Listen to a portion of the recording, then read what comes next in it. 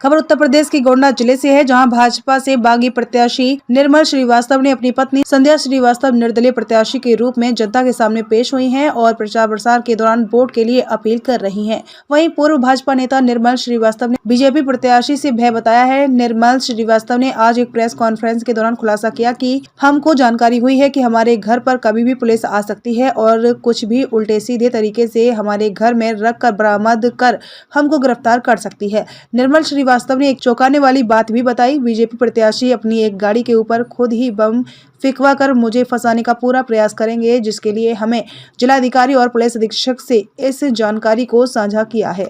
मेरे साथ प्रशासन द्वारा दबाव बनाया जा रहा है, मेरे ऊपर नाजायज तरीके से मुकदमे लिखे जा रहे हैं, लिखने का प्रयास किया जा रहा है। आज मुझे जानकारी हुई कि प्रशासन के द्वारा मेरे घर पे किसी को भेज के कोई चीज रखा देंगे और बाद में हमारे घर से बरामद करके मुझे जेल भिजवाएंगे फर्जी मुकदमे में। और दूसरी ये जानकारी हुई कि देखिए, माननीय चंदानी तुलसीदास राय चंदानी जी को मैं अपना हमेशा पिता तुल्य माना है, उनका हमेशा सम्मान किया हूँ और हमेशा करता भी रहूँगा। लेकिन आज जो मुझे जानकारी हुई है कि 1-2 दिन बाद जब चुनाव का एकदम प्रचंड माहौल होगा तो ये लोग उनके बेटे राजेश चंदानी के ऊपर बम से हमला करवा सकते हैं और मेरे नाम फर्जी मुकदमा लिखवा सकते हैं। नहीं, अब ये सारा देखिए, प्रशासन सारी चीजें जानता है। प्रशासन को एक निष्पक्ष रूप से यहाँ चुनाव कराना चाहिए। विष्णुपुरी कॉलोनी में आप जान रहे हैं कि निर्विरोध वहाँ का चुनाव सभासद भानु जी जीते हैं और विष्णुपुरी कॉलोनी में बेईमानी के आसार हैं। मैं जिलाधिकारी महोदय से अनुरोध करूंगा कि आपका जो यहाँ का कार्यकाल रहा है वो बहुत अच्छा रहा है, आपका सभी सम्मान करते हैं और आपका कार्यकाल में हमने देखा है कि गलत आपने कुछ किया नहीं है, आपने हमेशा लोगों की भलाई की है, अच्छे काम किए हैं। तो मैं आपसे अनुरोध कर रहा हूँ कि विष्णुपुरी कॉलोनी में फर्जी वोट न पड़ने पाए और निष्पक्ष रूप से जो मतदान करने जाएं, निष्पक्ष चुनाव हो। और इसी के साथ मैं आपसे अनुरोध कर रहा हूं। देखिए, अभी 2 घंटे पहले जानकारी हुई है, अभी मैं आवाज विकास पे अपना जनसभा कर रहा था, उसमें भी मैंने सारी बात बताई और अब आपके माध्यम से आपसे बता रहा हूं कि ऐसा षड्यंत्र रच रहे हैं और करने का प्रयास कर रहे हैं।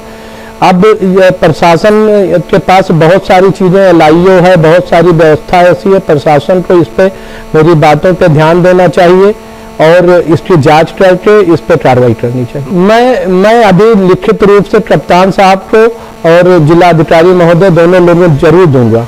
अब 6 बजे सुबह आप बताइए, जब दुकानें खुली नहीं होती हैं, कोई रोड पे होता नहीं है, लोगों के उठने का समय होता है, पूजा पाठ करने का समय होता है, उस समय कैसे कोई चीजें हो पाएंगी? कैसे? जब तक लोग जगेंगे तब तक इनका प्रोग्राम है कि निर्मल का जुलूस खत्म करा दिया जाए और 6 बजे से 10 बजे तक आप बड़ी बात जान सकते हैं इसका देने का मतलब और क्या तरीका है।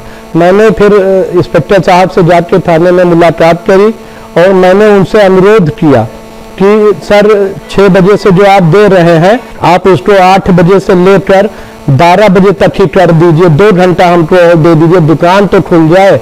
अब मैंने उनका पैर भी पकड़ा, लेकिन मुझे परमिशन नहीं दी गई और कहे कि करोगे नहीं, फिर एक मुकदमा और लिखने तैयार है। देखिए, प्रशासन किसके इशारे पर काम कर रहा है ये मैं नहीं जानता हूँ, लेकिन मेरा अनुरोध जिलाधिकारी महोदय से और कप्तान महोदय से है कि यहाँ का जो चुनाव है वो निष्पक्ष रूप से कराया जाए। आयोग से मैंने शिकायत की है और इस बात की भी जानकारी मैं आयोग को जरूर दूंगा। देखिए, चुनाव में 2006 में भी मेरे साथ साइलेंट बूथ कैप्चरिंग हुआ था, इसलिए मैं हाई कोर्ट गया हूँ चुनाव के समय और हाई कोर्ट में मैंने रीट फाइल की हुई है कि हमारा चुनाव आयुक्त उस समय CCC कैमरा लगा के अपने देख रेख में कराए और जब यहाँ गिनती हो तो उसकी मॉनिटरिंग चुनाव आयुक्त